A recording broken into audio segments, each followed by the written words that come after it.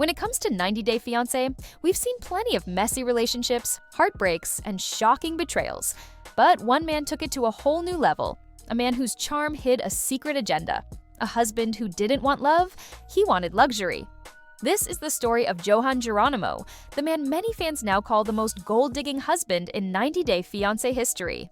Johann first appeared on 90 Day Fiancé, Love in Paradise alongside Danielle Gates, a 42-year-old spiritual teacher from New York. At first, their story looked like something straight out of a romance novel. Danielle met Johann while on vacation in the Dominican Republic, and she said it was love at first sight.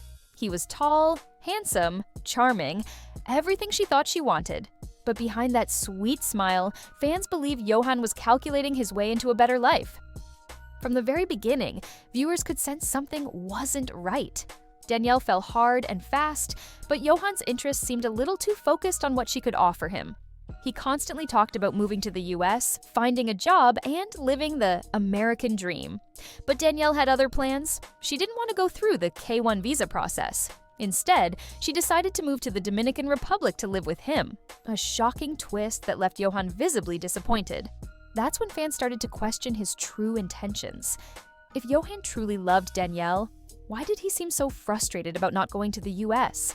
Why was he more concerned about his visa than their marriage? The cracks began to show fast. Once Danielle moved to the island, reality hit hard. Johann's financial struggles became clear. He was barely making enough money as a butcher to support himself, let alone his wife. But instead of being honest about it, he expected Danielle to take care of him. He wanted her to pay for their apartment, bills, and business ventures. Every conversation about money ended the same way. Johann asking for more, and Danielle growing more suspicious. Danielle had already been through her own hardships. She had debt. She left her life in New York behind, and she thought this move was her fresh start. But she slowly realized she might have just walked into a trap. Johann's behavior became colder, and his interest in her seemed to fade the moment she said she wasn't bringing him to America. What really pushed fans over the edge was how openly Johann treated Danielle like a walking wallet. He bragged about how women in the US have more money and seemed proud to have found one who was willing to spend it on him. Viewers flooded social media, calling him a user, a manipulator, and a textbook gold digger. Things got even worse when Danielle found out about Johann's past. He admitted that he had multiple relationships with other women, and some of them were older tourists. It suddenly clicked for her. She wasn't the first American woman he'd been with. It was part of a pattern.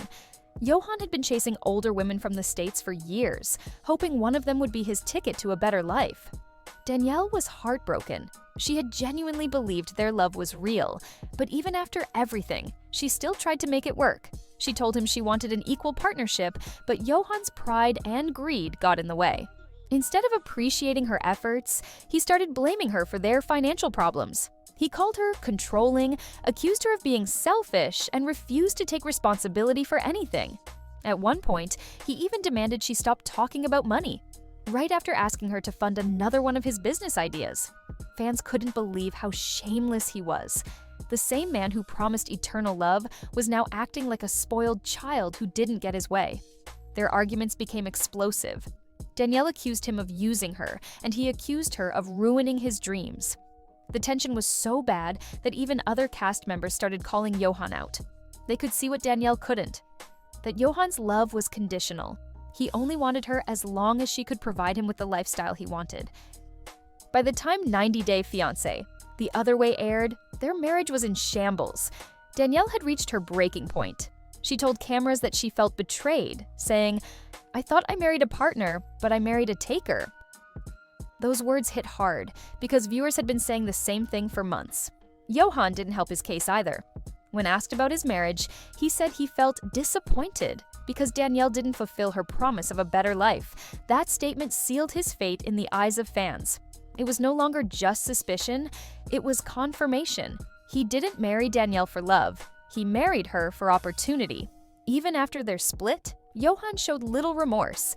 Instead of reflecting on his behavior, he continued to act entitled, bragging about his looks and blaming Danielle for their problems. While Danielle was left picking up the pieces of her life, Johann seemed more concerned about keeping his fame alive. Today, many fans agree that Johann Geronimo represents the dark side of 90 Day Fiancé, the part where love becomes a business deal. His story is a warning to anyone who confuses attention with affection. In the end, Danielle may have lost money, time, and trust, but she gained something much more valuable: clarity. She realized that sometimes people don't love you for who you are. They love you for what you can give them. As for Johan, his charm and good looks couldn't hide his intentions forever. The truth eventually surfaced, and when it did, he went from romantic hero to reality TV villain. Because in 90 Day Fiancé, true love may be rare, but gold diggers, they always get exposed. And Johan Geronimo will forever be remembered as the most gold-digging husband in 90 Day Fiancé history.